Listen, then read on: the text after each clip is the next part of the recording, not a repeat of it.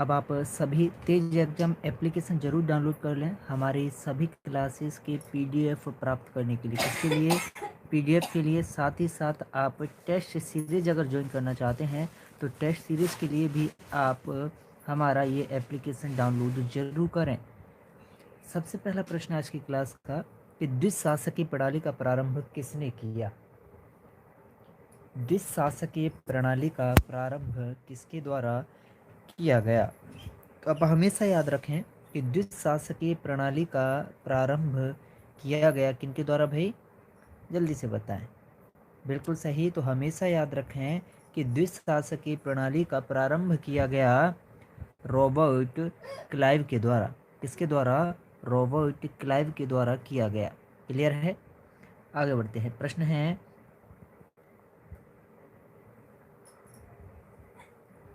चतुर्भुजनाथ मंदिर किस अभयारण्य के पास स्थित है।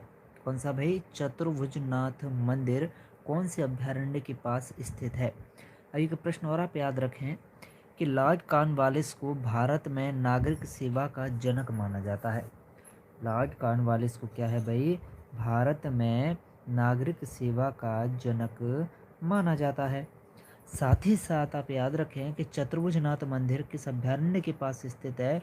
जी बिल्कुल सही, बिल्कुल सही। तो हमेशा याद रखें कि चतुर्भुजनाथ मंदिर जो है यह मौजूद है कहाँ?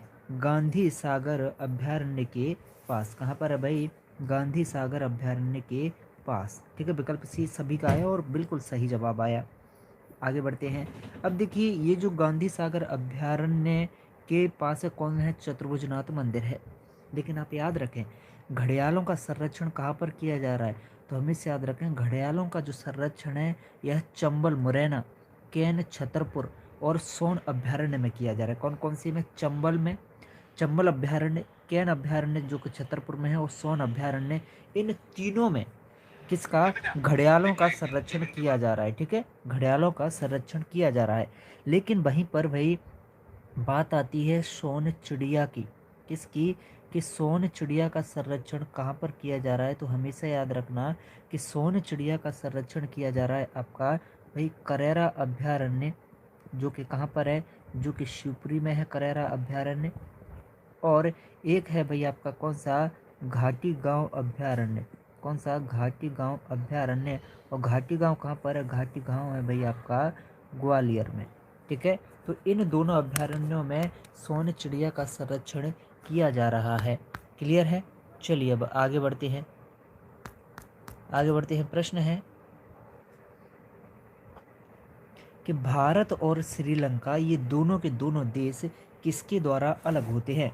यह अलास्का की खाड़ी से अलग होते हैं या फिर यह कच्छ की खाड़ी के द्वारा अलग होते हैं या पाक जल डमरू मध्य के द्वारा अलग होते हैं या फिर खंबात की खाड़ी के द्वारा भारत और श्रीलंका दोनों अलग होते हैं। तो आप हमेशा याद रखें कि भारत और श्रीलंका दोनों के दोनों अलग होते हैं भाई पाक जल डमरू मध्य से। किससे भाई? पाक जल डमरू मध्य से भारत और श्रीलंका दोनों के दोनों अलग होते हैं। इतना आप याद रखिएगा। चलिए अब आगे बढ़ते हैं। प्रश्न है देखिए एक आता है फिर भारत श्रीलंका, भारत और श्रीलंका पाक जल डमरू मध्य इन दोनों के मध्य ही है। ठीक है, भारत और श्रीलंका। फिर बात आती है मन्नार की खाड़ी भी भारत श्रीलंका के बीच है। ग्रैंड चैनल सुमात्रा और काट निकोबार द्वीप के मध्य है। तो वहीं पर 8 डिग्री चैनल मालदीव और निकोबार के मध्य मौजूद है और 9 डिग्री चैनल लक्षद्वीप और मिनिकॉय के बीच स्थित है। ठीक है, मिनिकॉय के बीच कहाँ पर? लक्षद्वीप और मिनिकॉय के बीच है 9 डिग्री। प्रश्न है कि जवाहरलाल नेहरू भारत के पहले कौन बने थे। जवाहरलाल नेहरू भारत के पहले उपराष्ट्रपति रहे या प्रधानमंत्री रहे या राष्ट्रपति बने थे या फिर उप प्रधानमंत्री बने थे जवाहरलाल नेहरू भारत के पहले? बताइएगा। जवाहरलाल नेहरू भारत के पहले कौन बने थे? जी बिल्कुल सही। तो हमेशा याद रखें कि जवाहरलाल नेहरू भारत के पहले, विकल्प भी बता रहे हैं कि बिल्कुल भाई भारत के पहले प्रधानमंत्री हमारे जवाहरलाल नेहरू बने थे। देखिए प्रधानमंत्री कौन हो गए? प्रधानमंत्री हो गए जवाहरलाल नेहरू हो गए प्रधानमंत्री पहले, और पहले राष्ट्रपति हो गए डॉक्टर राजेंद्र प्रसाद। क्या पहले राष्ट्रपति कौन हो गए? डॉक्टर राजेंद्र प्रसाद। फिर पहले उपराष्ट्रपति, जी हाँ उपराष्ट्रपति, जो कि अब उपराष्ट्रपति कौन है? उपराष्ट्रपति भाई सर्व राधा कृष्णन रहे। और पहली उप प्रधानमंत्री, उप प्रधानमंत्री अब वर्तमान में नहीं रहते हैं, केवल प्रधानमंत्री होता है। उप प्रधानमंत्री रेयर केस में भाई बना सकती हैं पार्टियां, ठीक है। जब क्या है, राजनीतिक तालमेल सही न हो, राजनीतिक संतुलन किसी एक पार्टी का न हो, तो राजनीतिक संतुलन बिठाने के लिए उप प्रधानमंत्री भी बना लेते हैं। तो उप प्रधानमंत्री पहले बने थे सरदार वल्लभ भाई पटेल। और पहली महिला प्रधानमंत्री की अगर बात की जाए तो श्रीमती इंदिरा गांधी पहली महिला प्रधानमंत्री बनी थी। तो वहीं पर अब मैं बात कर लूँ, ये तो भारत के हो गए। तो वहीं पर मध्य प्रदेश के पहले सीएम, एमपी के फर्स्ट सीएम कौन बने? फर्स्ट सीएम तो भाई पंडित रविशंकर शुक्ल बने। कौन? पंडित रविशंकर शुक्ल बने। अब आपको इतना तो याद होगा कि फर्स्ट महिला सीएम कौन बनी भाई? फर्स्ट महिला सीएम कौन बनी एमपी की? तो फर्स्ट महिला सीएम बनी उमा भारती, ठीक है। कौन बनी? उमा भारती पहली महिला सीएम बनी थी। अगला प्रश्न है, देखिएगा पूरे पुलिस के हम पुराने पेपर देख रहे हैं। तो ये पेपर है 18 जुलाई 2016 को जो हुआ था। प्रश्न है कि मिड डे मील योजना में कक्षाओं में पढ़ने वाले स्कूली बच्चों को सरकारी और सरकारी सहायता प्राप्त स्कूलों में शामिल किया गया था। तो मिड डे मील योजना के तहत कौन सी कक्षाओं के छात्रों को शामिल किया गया था? बताइएगा। मिड डे मील योजना के तहत कौन सी क्लास के छात्रों को या स्कूली बच्चों को शामिल किया गया था मिड डे मील योजना में? तो सभी लोग विकल्प सी बता रहे हैं जी। तो हमेशा याद रखें कि कक्षा 1 से लेकर 8 तक के छात्रों को इसमें शामिल किया गया था, ठीक है। और मिड डे मील योजना अर्थात दोपहर भोजन योजना, कौन सी? मिड डे मील अर्थात दोपहर भोजन योजना, ये शुरू कब की गई थी भाई? तो यह वर्ष 1995 में शुरू की गई। कब? वर्ष 1995 में भाई दोपहर भोजन योजना या मिड डे मील योजना शुरू की गई थी। प्रश्न है कि बंगाल के बंटवारे का आदेश किसने दिया था? बताइएगा। बंगाल के बंटवारे का आदेश किसने दिया था? अति महत्वपूर्ण है, बताइएगा। बंगाल के बंटवारे का आदेश किसने दिया था? देखिएगा, मैंने इसे याद रखने का बड़ा आसान सा तरीका बताया कि भाई बंगाल का होगा बंटवारा। तो कैसे होगा बंगाल का बंटवारा? भैया कर्ज के चक्कर में हो गया। किसके चक्कर में?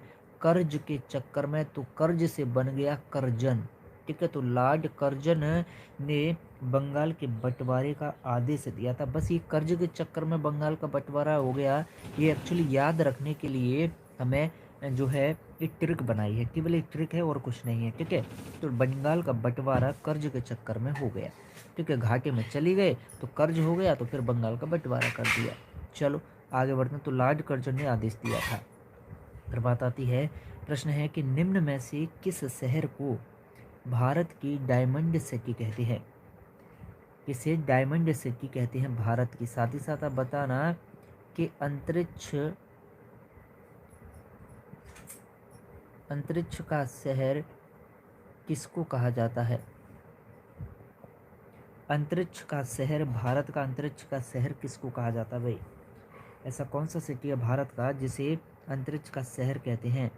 राम राठौर, राघव मीना सभी नए छात्रों, सभी को ब्लू कर दिया है। जो लोग नए हैं सभी चैनल को सब्सक्राइब कर लें। सूरज प्रजापति, बहुत बढ़िया। तो हमेशा याद रखें कि अंतरिक्ष का शहर कहते हैं भाई किसको? बेंगलोर को, ठीक है। और भारत की डायमंड सिटी किसको कहते हैं? तो भारत की डायमंड सिटी कहते हैं भाई सूरत को। भारत की डायमंड सिटी सूरत को कहते हैं। तो वहीं पर मध्य प्रदेश की डायमंड सिटी किसे कहते हैं? मध्य प्रदेश की डायमंड सिटी किसे कहते हैं? तो मध्य प्रदेश की डायमंड सिटी कहते हैं भाई पन्ना को।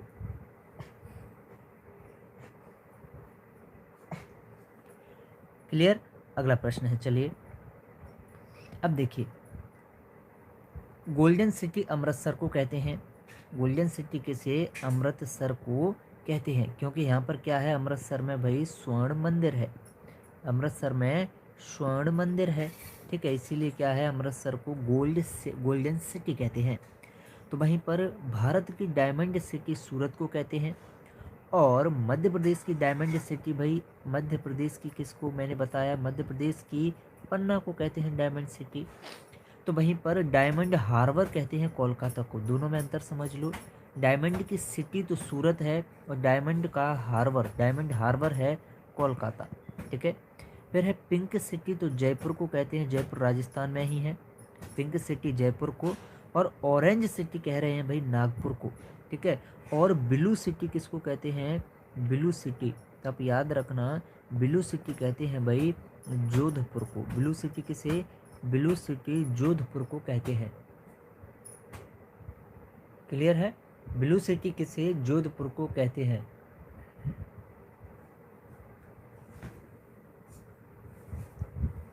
चलिए आगे बढ़ें। और भारत का प्रवेश द्वार किसे, मुंबई को कहते हैं। प्रश्न है कि भारतीय रिजर्व बैंक का मुख्यालय कहाँ पर है। भारतीय रिजर्व बैंक बोले तो भाई आरबीआई, ठीक है, रिजर्व बैंक ऑफ इंडिया, ठीक है। फिल्म सिटी भी कहते हैं मुंबई को, भारत की आर्थिक राजधानी भी कहते हैं मुंबई को, ठीक है।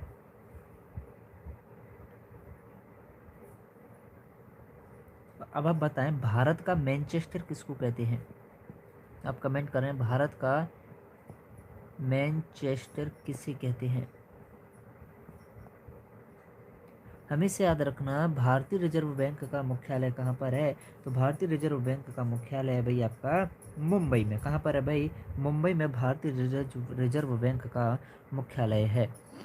अब आप याद रखें, भारतीय रिजर्व बैंक बोले तो भाई RBI, reserve bank of India की स्थापना हुई 1 अप्रैल 1935 को। कब हुई, 1 अप्रैल 1935 को तो इसकी स्थापना हो गई, लेकिन इसका राष्ट्रीयकरण हुआ था 1 जनवरी 1949 को। कब, 1 जनवरी 1949 को इसका राष्ट्रीयकरण हुआ।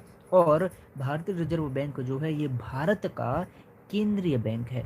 कैसा है, यह भारत का केंद्रीय बैंक है और इसका मुख्यालय कहाँ पर है भाई, मुंबई में है। इतने ही सारे प्रश्न बनते हैं, बस याद रखना आरबीआई एक केंद्रीय बैंक है भारत का। प्रश्न है, सिलिकॉन वैली ऑफ इंडिया किसको कहा जाता है। क्या है, सिलिकॉन वैली ऑफ इंडिया किसको कहा जाता है। और थोड़ा ही देर पहले ही, बिल्कुल भाई, भारत का मैनचेस्टर अहमदाबाद को कहते हैं। किसको, अहमदाबाद को भारत का मैनचेस्टर कहते हैं, अहमदाबाद को, ठीक है।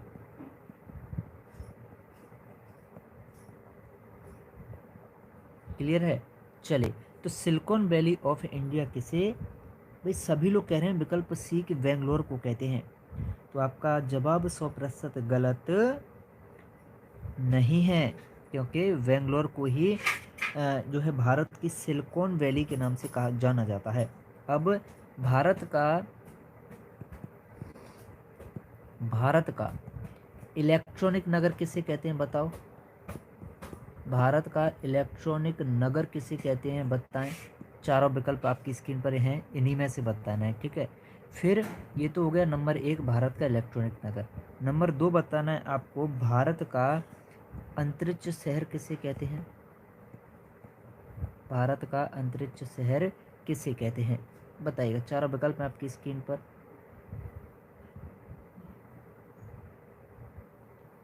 चलेगा, तो आप हमेशा याद रखना इंदौर को। इंदौर कौन कह रहा है भैया, रामा राठौर। इंदौर तो विकल्प ही नहीं है, चारों ये जो विकल्प है इन्हीं में से बताना है आपको। कोई कह रहा है तिरुवनंतपुरम, विकल्प ही नहीं है भाई। तो हमेशा याद रखना कि भारत का इलेक्ट्रॉनिक नगर भी बेंगलोर को ही कहा जाता है और भारत का अंतरिक्ष शहर भी बेंगलोर को ही कहा जाता है। तो देखो 3 चीज़ें हो गई, इलेक्ट्रॉनिक नगर, अंतरिक्ष शहर और number 3 silicon valley of India. ये सभी किसको कहते हैं, बेंगलोर को ही कहा जाता है भाई। क्लियर है, आगे बढ़ते हैं। प्रश्न है, 10 कुमार चरित्र किसने लिखी थी, बताइएगा। कौन सी 10 कुमार चरित्र किसके द्वारा लिखी गई थी। दस कुमार चरित्र किसके द्वारा लिखी गई थी? कभी कभी प्रश्न ये आपकी पुलिस कांस्टेबल बहुत ज़्यादा पूछा गया है। कुमार संभवम किसने लिखी?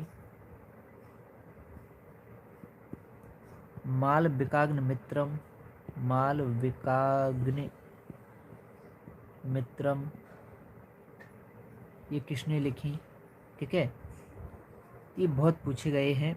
और एक भाई और कौन सा विष्णु शर्मा की पूछी जाती है कि पंचतंत्र किसने लिखी? ठीक है, पंचतंत्र। फिर आता है महाभारत का रचयिता कौन है, रामायण का कौन है? ये आपकी पुलिस कांस्टेबल में बहुत पूछे गए हैं। ठीक है, और फिर पूछ लेता है my experiments with truth, my experiments with truth किसकी आत्मकथा है? ठीक है, तो ये सारी चीज़ें पूछ ले आते हैं। Wings of fire, wings of fire ये आपको पता है या नहीं? पूरी चीज़ें जो मैंने बताई हैं नहीं पता है तो भाई किताब में खोल के देखना है आपको। ठीक है, तो दस कुमार चरित्र किसने लिखी? तो हमेशा याद रखना यह दंडी के द्वारा लिखी गई दस कुमार चरित्र। क्लियर है? किसके द्वारा? दंडी के द्वारा लिखी गई दस कुमार चरित्र। फिर बात आती है कुछ महत्वपूर्ण रचनाएं, जैसे कि मैंने बताया कुमार संभवम पूछ ली गई है। ठीक है, और आपकी मालविकाग्नि मित्रम पूछ ली है, और रघुवराम अभिज्ञान शाकुंतलम, ठीक है, कौन सी? अभिज्ञान शाकुंतलम भी पूछ ली गई है। ओके, ये सारी रचना किसने? कालिदास ने की थी। तो वहीं पर अष्टाध्यायी किसकी है? अष्टाध्यायी है भाई पाणिनि की।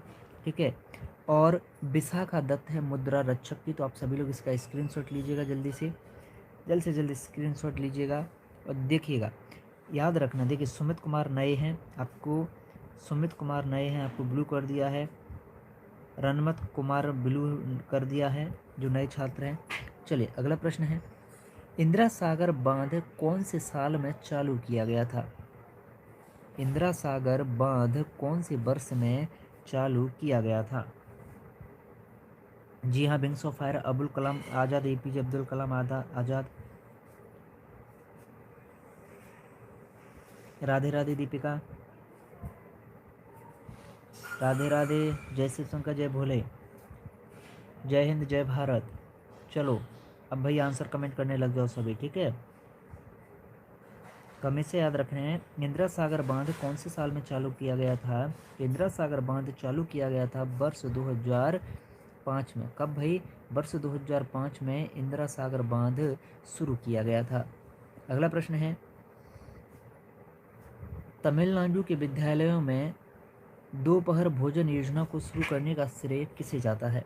बताएं, दोपहर भोजन योजना को शुरू करने का जो श्रेय है ये किसे जाता है तमिलनाडु के विद्यालयों में? बताइएगा। तमिलनाडु के विद्यालयों में दोपहर भोजन योजना अर्थात मिड डे मील योजना को शुरू करने का श्रेय किसे जाता है? और दोपहर भोजन योजना जो थी, मिड डे मील योजना जो थी, यह भाई इसके बारे में क्या खास था कि इसमें कक्षा 1 से लेकर कक्षा 8 तक के छात्रों को शामिल किया गया था। ठीक है, और यह के कामराज के द्वारा शुरू की गई थी। किसके द्वारा? के कामराज के द्वारा। नेक्स्ट क्वेश्चन है, 2011 की जनगणना की अगर बात करें तो भाई इस 2011 की जनगणना के अनुसार मध्य प्रदेश की औसत साक्षरता दर क्या है? 2011 की जनगणना के अनुसार मध्य प्रदेश की औसत साक्षरता दर क्या है?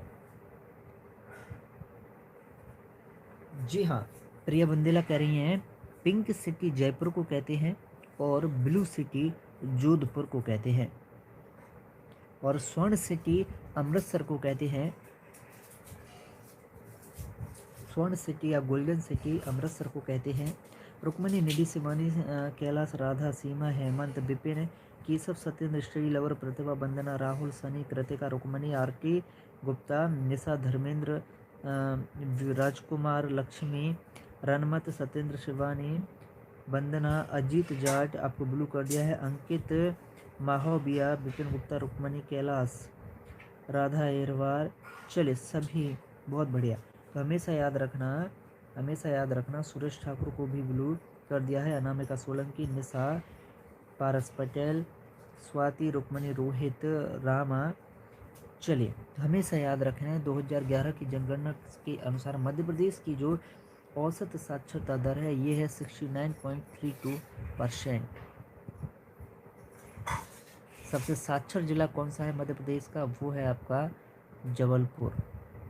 प्रश्न है अगला,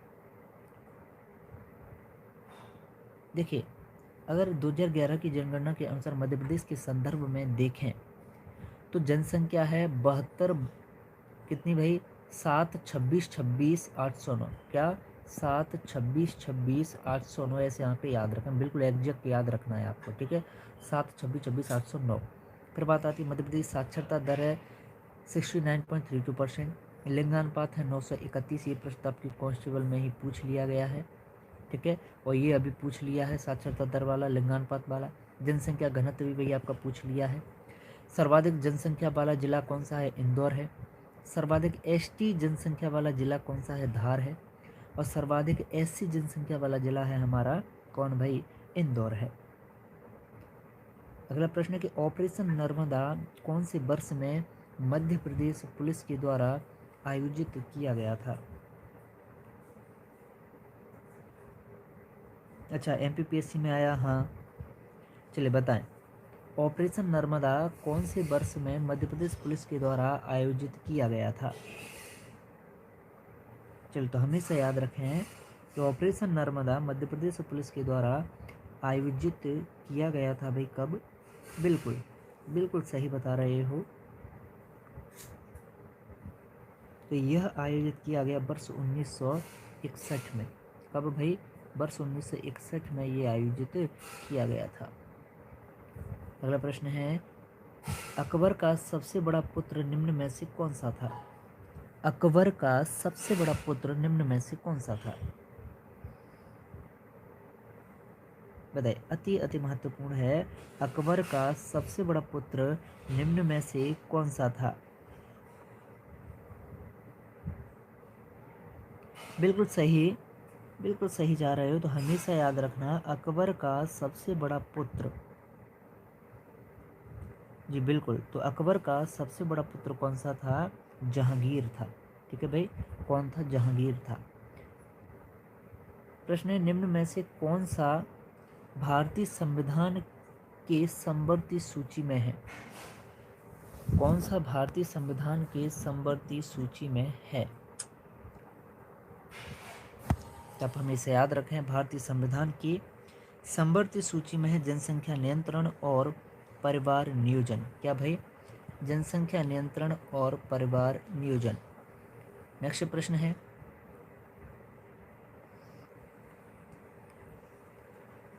लोकसभा में सबसे ज्यादा प्रतिनिधित्व किसका है?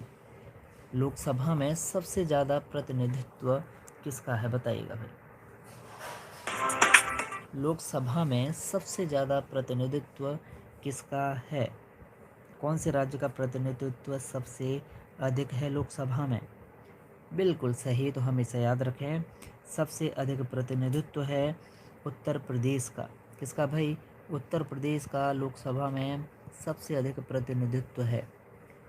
अगला प्रश्न है कि किस राज्य को पहले दक्षिण कौशल के रूप में जाना जाता था? कौन से राज्य को पहले दक्षिण कौशल के रूप में जाना जाता था?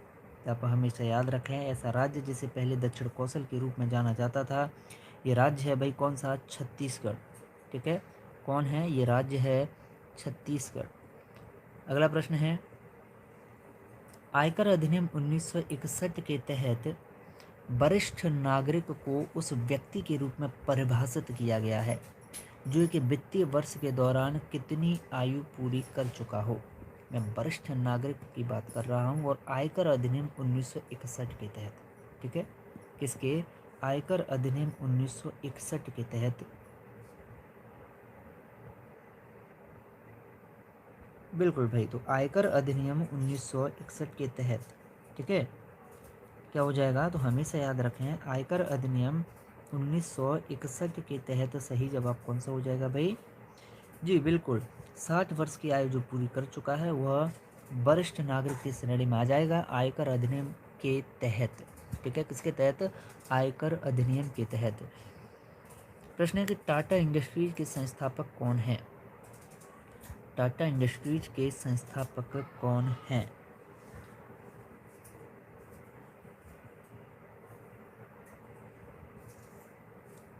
बहुत बढ़िया। तो हमें से याद रखें कि टाटा इंडस्ट्रीज के संस्थापक हैं भाई जमशेदजी टाटा। कौन है? जमशेदजी टाटा टाटा इंडस्ट्रीज के संस्थापक हैं। अगला प्रश्न है कि कंदरिया मंदिर कहाँ पर स्थित है? कंदरिया महादेव मंदिर है भाई। तो बताएं कंदरिया महादेव मंदिर कहाँ पर मौजूद है? कंदरिया महादेव मंदिर कहाँ पर मौजूद है? जी बिल्कुल सही बता रहे हो। तो हमेशा याद रखना कि कंदरिया महादेव मंदिर जो है ये कहाँ पर है?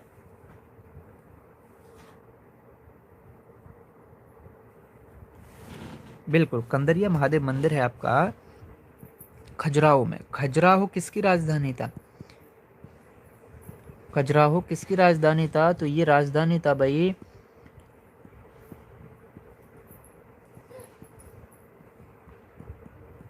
चंदेल शासकों की। खजुराहो किसकी राजधानी था?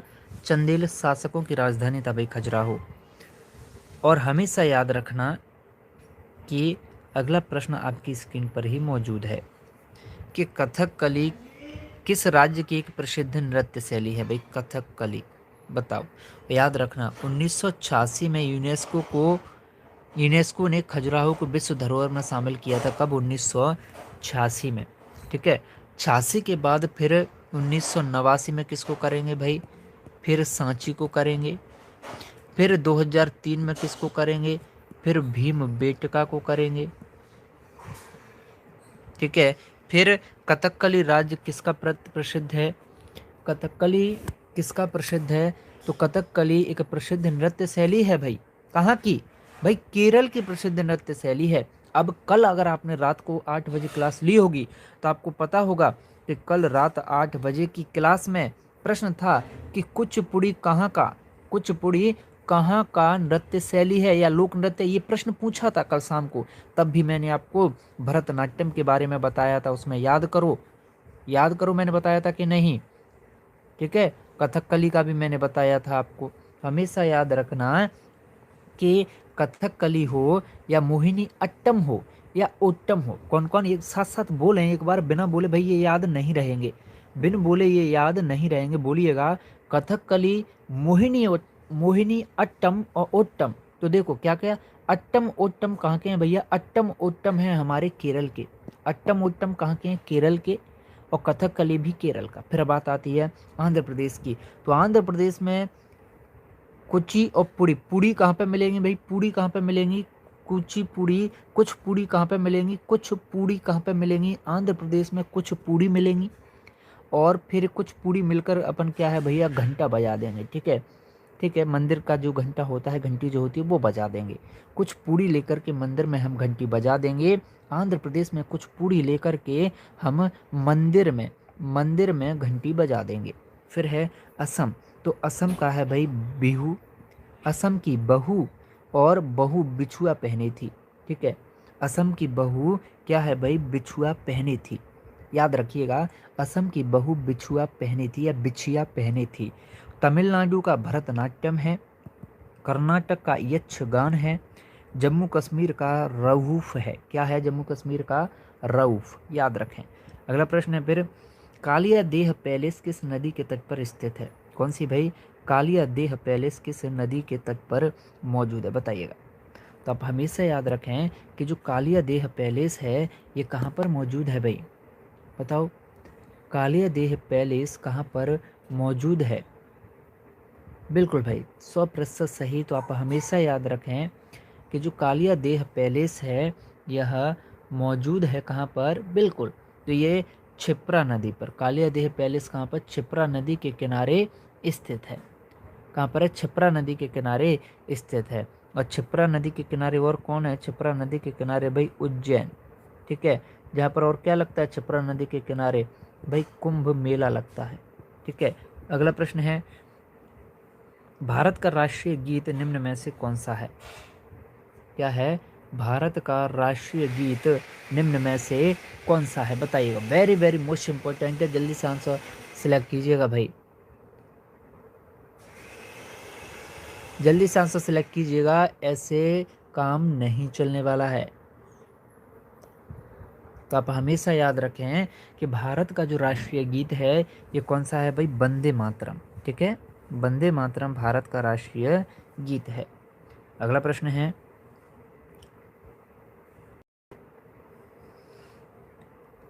देखिएगा, नदी क्षिप्रा कहाँ पर विलीन हो जाती है, नदी क्षिप्रा कहाँ पर विलीन हो जाती है, बताइएगा। कहाँ पर मिल जाती है भाई नदी क्षिप्रा।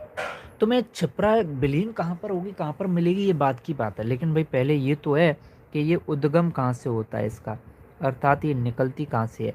तो आप याद रखना कि ये निकलती है या इसका उद्गम होता है भाई कहाँ से, काकरी वर्डी से। कहाँ से, काकरी वर्डी से। काकरी बड़ी कहाँ पर है, काकरी बड़ी है भाई हमारा इंदौर में। काकरी बड़ी कहाँ पर है, काकरी वर्डी है इंदौर में। ठीक है, क्लियर है।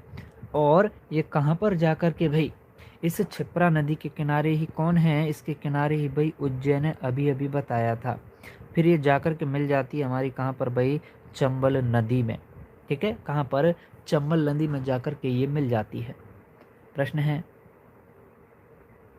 नमक कानून के खिलाफ विरोध प्रदर्शन करने के लिए किसका नेतृत्व था, बताएं। नमक कानून के खिलाफ विरोध प्रदर्शन करने के लिए नेतृत्व था, दांडी मार्च किया गया था, या फिर भारत छोड़ो आंदोलन किया गया था नमक कानून के खिलाफ, या फिर सविनय अवज्ञा आंदोलन, या खिलाफत आंदोलन।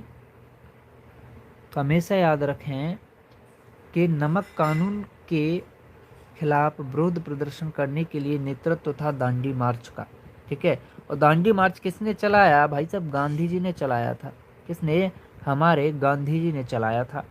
ठीक है, जिन्होंने 24 दिन की यात्रा की थी, 24 दिन की यात्रा की थी, और ये गुजरात में दांडी एक स्थान था जहाँ पर ये पहुँचे थे, और यहाँ पर 6 अप्रैल 1930 को ये पहुँचे थे 24 दिन की यात्रा के बाद। ठीक है, फिर वहाँ पर इन्होंने दांडी में नमक बनाकर क्या है, नमक कानून को तोड़ दिया था। अगला प्रश्न है कि डब्ल्यू डब्ल्यू डब्ल्यू का फुल फॉर्म क्या है। तो पहले डब्ल्यू का अर्थ है भाई वर्ल्ड, दूसरे का है वाइड, तीसरे का है वेव। वर्ल्ड वाइड वेव जो है डब्ल्यू डब्ल्यू डब्ल्यू का फुल फॉर्म है, हमेशा याद रखिएगा। प्रश्न है, हर्षिता तोमर निम्नलिखित में से किस खेल से संबंधित हैं, क्या है, हर्षिता तोमर निम्नलिखित में से किस खेल से संबंधित हैं, बताइएगा। वेरी वेरी मोस्ट इम्पोर्टेंट है, तो आप हमेशा याद रखें कि जो हर्षिता तोमर हैं इनका संबंध किस खेल से है भाई, जी हाँ बिल्कुल। तो हमेशा याद रखें हर्षिता तोमर का संबंध है भाई किससे, सीलिंग से।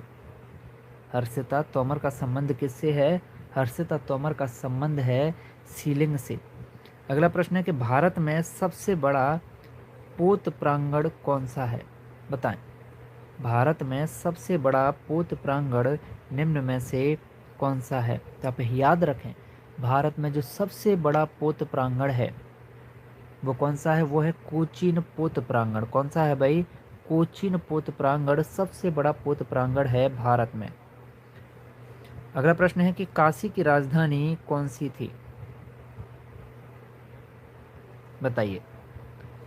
काशी की राजधानी कौन सी थी, पाटलिपुत्र, या वाराणसी, या तक्षशिला, या फिर कौशाम्बी काशी की राजधानी थी। तो आप हमेशा याद रखें कि काशी की राजधानी थी भाई, बिल्कुल सही, हमेशा याद रखें काशी की राजधानी थी वाराणसी। कौन सी, वाराणसी काशी की राजधानी थी, इतना आप याद रखिएगा।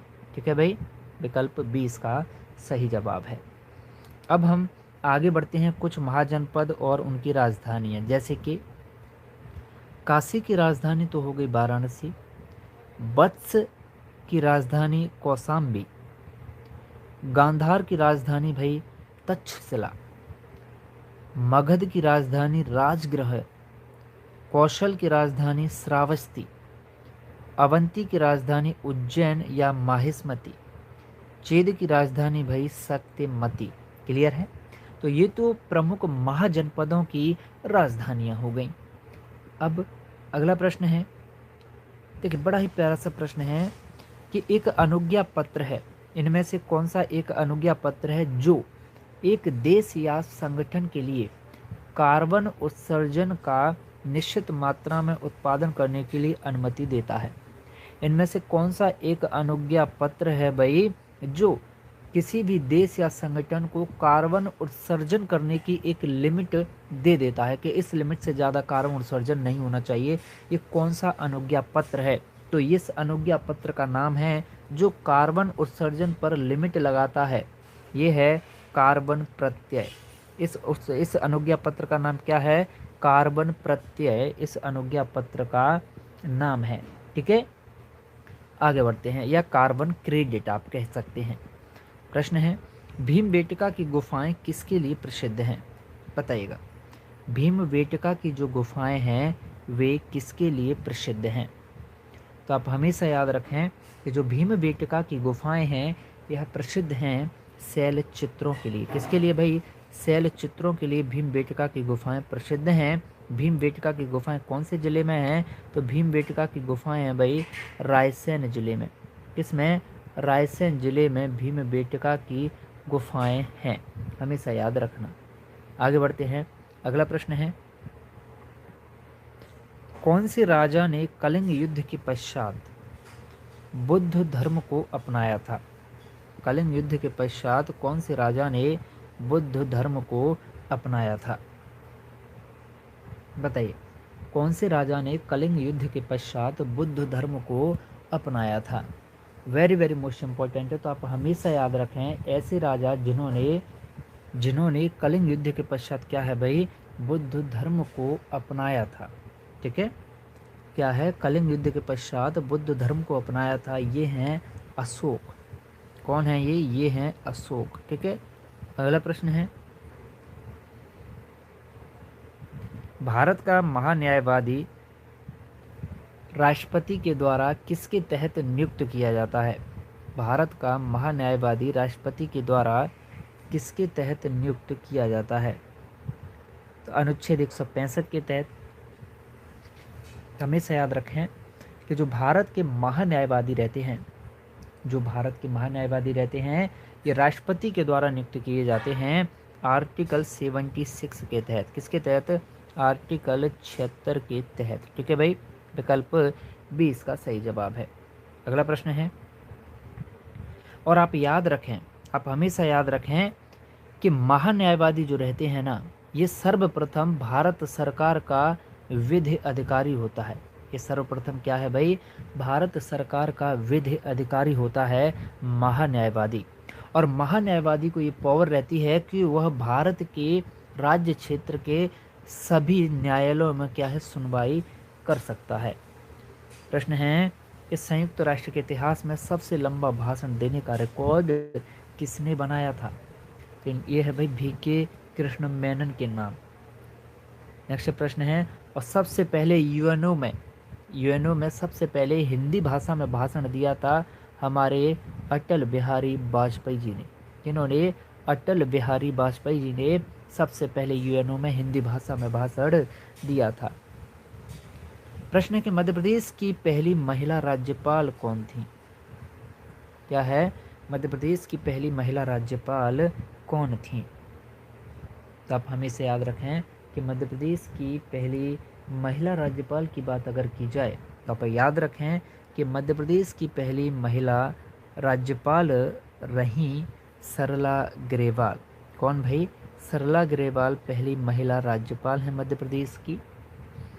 अगला प्रश्न है, अब देखिए, पहली महिला मुख्यमंत्री कौन रही मध्य प्रदेश की? तो उमा भारती रही।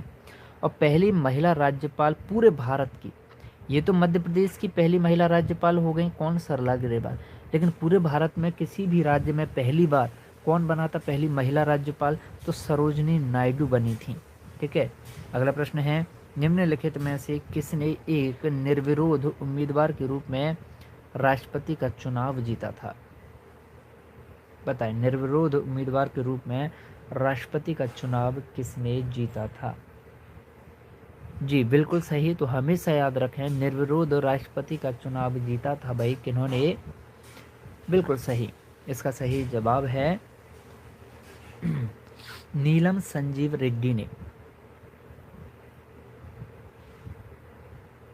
और भारत के पहली बार कार्यवाहक राष्ट्रपति रहे थे बीवी गिर। ठीक है, कौन? बीवी गिर भारत के पहले कार्यवाहक राष्ट्रपति रहे थे। चलिए अगला प्रश्न है, ताजमहल किस मुगल राजा ने बनवाया था?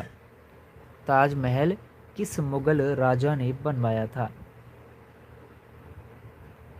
बताइएगा, ताजमहल किस मुगल राजा ने बनवाया था?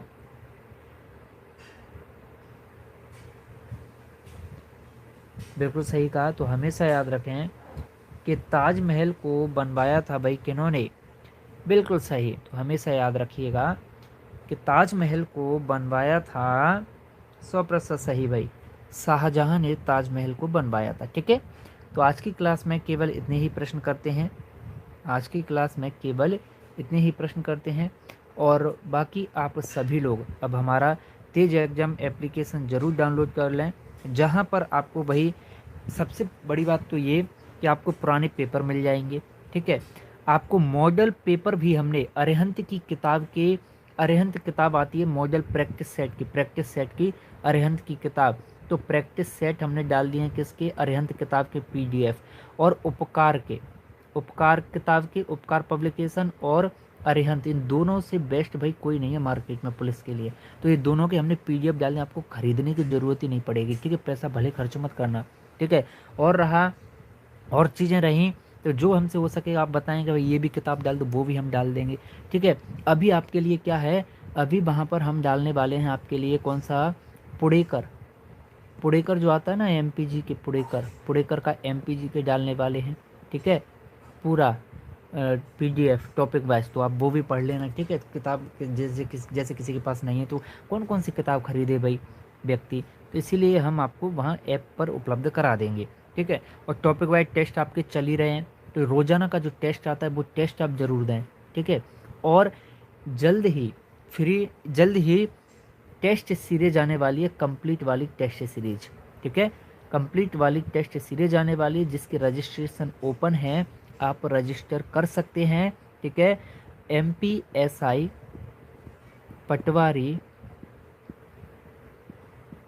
और कांस्टेबल तीनों परीक्षाओं के लिए टेस्ट सीरीज एक साथ अगर आप लेना चाहते हैं तो आपको ये मिल जाएगी 299 रुपये में केवल। ठीक है, कितने में? 299 में। अगर एमपीएसआई के लिए लेना है केवल, पटवारी के लिए लेना है केवल अभी से, या कांस्टेबल के लिए लेना है केवल, तो ये आपको 199 में मिलेगी किसी एक परीक्षा के लिए। और तीनों के लिए लेना है तो 100 रुपये में आपको पड़ रही है, तो तीनों के लिए ही ले लीजिएगा। ठीक है, 299 में। जब तक आपकी एमपीएसआई होगी तब तक आपको वो टेस्ट सीरीज रहेगी, जब तक पटवारी होगा तब तक आपके लिए वो टेस्ट सीरीज मान्य रहेगा। ठीक है, तो आप वो टेस्ट सीरीज ले सकते हैं। रजिस्ट्रेशन ओपन है और टेस्ट सीरीज लगभग 5 या 10 तारीख से हम शुरू कर देंगे, 10 अगस्त से। ठीक है, 10 अगस्त से हम शुरू कर देंगे आपकी टेस्ट सीरीज। ठीक है, रजिस्ट्रेशन अभी स्टार्ट है, एप्लीकेशन पर आप परचेज कर सकते हैं। चलिए मिलते हैं आपसे अगली क्लास में, तब तक के लिए जय हिंद, जय भारत, जय महाकाल।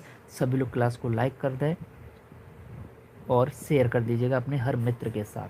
ठीक है, जय महाकाल बोल दो भाई, जय महाकाल।